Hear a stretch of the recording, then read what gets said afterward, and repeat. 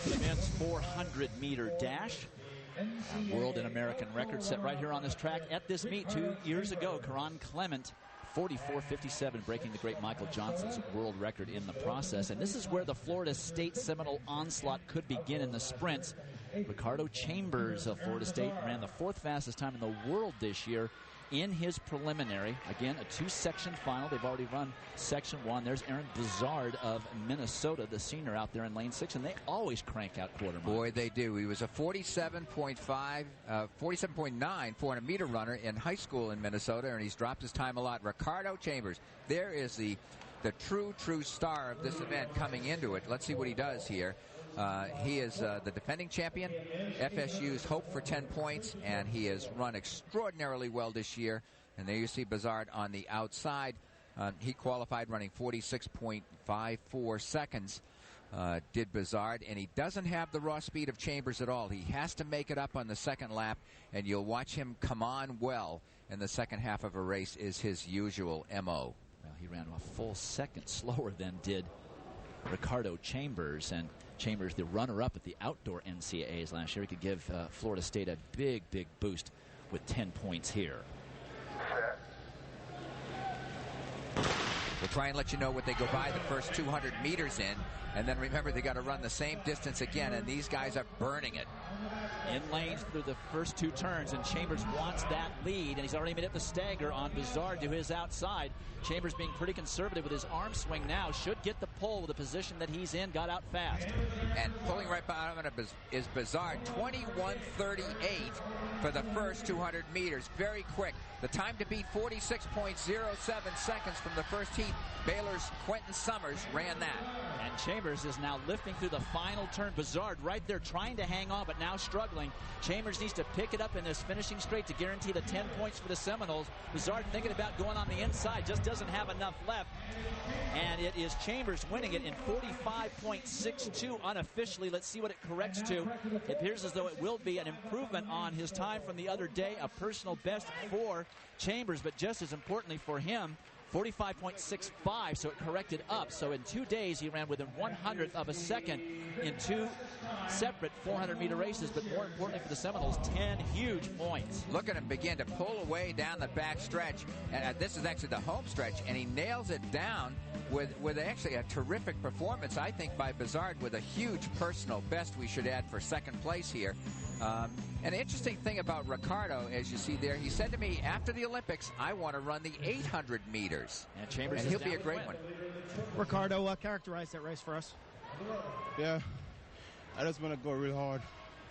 I'll get everybody by the break, so I ain't being in trouble at the break. That's what I do. Then put my arms over. Coming home. Great job. Seminole speed catapults him into 3rd place. All right, Quint. Well, remember, he is from Jamaica. He's laid back on. Chambers winning at 45.65. Aaron Bizard, a big personal best to get second. Quentin Summers gets 3rd from the first section.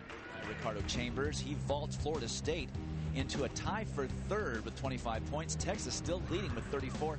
Stanford at 28, and then Wisconsin right behind with 24.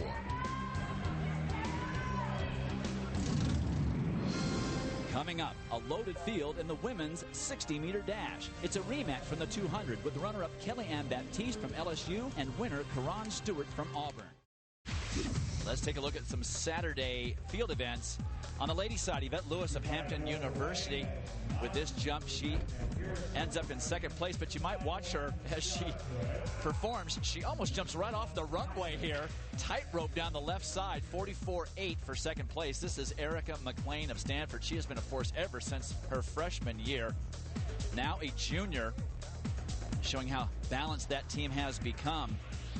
And she hops, steps, and jumps out to 45.7 3/4, winning it easily over Yvette Lewis. Michelle Vaughn gets 3rd. LSU always has a good jumper. They got 9th, no points. On to the women's pole vault. Big hopes riding on April Kubishta, the junior from ASU, as they attempt to continue their field event dominance at this meet. 3rd and final attempt at 13.5 1/4. She has jumped higher and way over, but just in the wrong place. You can see here plenty of hip height, but she hits it with her stomach on the way down. No points for Kubishta. Natalie Moser of Florida and Eloise Rudy in a jump off. And on the fourth attempt at 14 1.25, again, enough hip height, but does not make it on the way down. Opens the door for the sophomore from Montana State, Eloise Rudy. With the bar at 14 1.25, she can win it with this clearance. And the sophomore takes advantage with a slight brush and becomes the first pole vault titleist from Montana State. You'll see here, just a little brush, but she was lucky with the bar. Rudy wins it over Moser. Kate Sultanova of Kansas State finishing third, all the same height. And onto the 20-pound weight throw. This is junior Brittany Riley of Southern Illinois, already the world record holder in this event from an 80-foot-plus throw she unleashed in late January. But in the 6th round here in Fayetteville, she lets it all go. 83 10.25, a gigantic world record, and she beats the defending champion by almost 10 feet. And Dahlgren is no slouch in this event. An outstanding performance by Riley. Time now for the straightaway dashes. The women's 60-meter dashes. First, Gail Devers, Marion Jones co-hold the American record. Angela Williams, the 4-time NCAA outdoor champion, has the meet record from the University of Southern California. Here is how they will line up. 2 Lady Longhorns, but more importantly, 2 Lady Tigers in this 60-meter final. LSU looking for big points from Kellyanne Baptiste and her teammate Sherry Fletcher. And there is Kellyanne Baptiste, second in the 200 meters earlier. She's run very well all season, Dwight. Baptiste, Courtney Champion, who you're looking at, Caron Stewart, who we'll show in a minute. These ladies can all run the football 40 in between 4.4 and 4.5. Probably closer to 4.5, but that's how fast they are. And Caron Stewart may be the class of the field. She had a world-leading time of 22.58 seconds for 200 meters, and she's just as adept at a shorter distance. This young lady from Jamaica and a senior at Auburn. Let's remind you that there are no false starts in collegiate track and field. You have a false start and you are gone. And that could put paid to a lot of team championship hopes if these Lady Tigers are a little nervous in the blocks. Dwight, we should add here quickly, there in lanes 6 and 7 is Baptiste and Sherry Fletcher to her right. And they're in white uniforms, which is very often the case that LSU wears. Keep an eye on them. They need big points here if they have any chance to catch Arizona State. We'll see what happens here. Baptiste has a chance to win it. Fletcher would do well to probably get 4th, 5th, or 6th. Here at the Randall Tyson Center, the lanes go from bottom 1 up to top 8.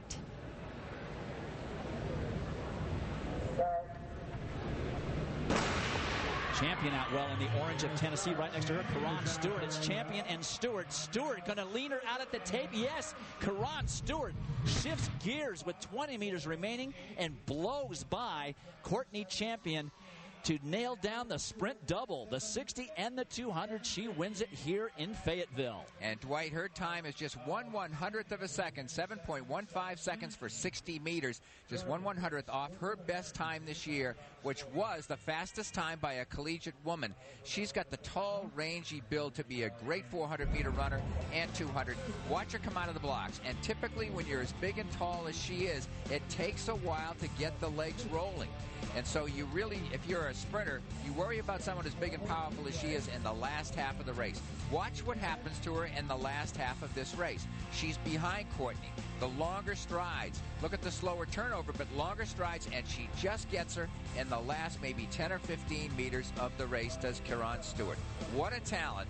She will show well at the World Championships and then possibly in Beijing for her home country of Jamaica. Well, we certainly did do well highlighting the 3 women that we did, because they did finish in the top 3. Stewart turning the double. She already had the number 4 time in the world this year in the 60 meters, and now she has titles at both 60 and 200 meters. She wins it 7.15. Courtney Champion gets second. Kellyanne Baptiste third, but 7 very valuable points for the Lady Tigers. And those 7 points for LSU get them in the mix. They're now 4th, 1 behind Georgia, 3 behind Tennessee, but Arizona State still with a sizable lead.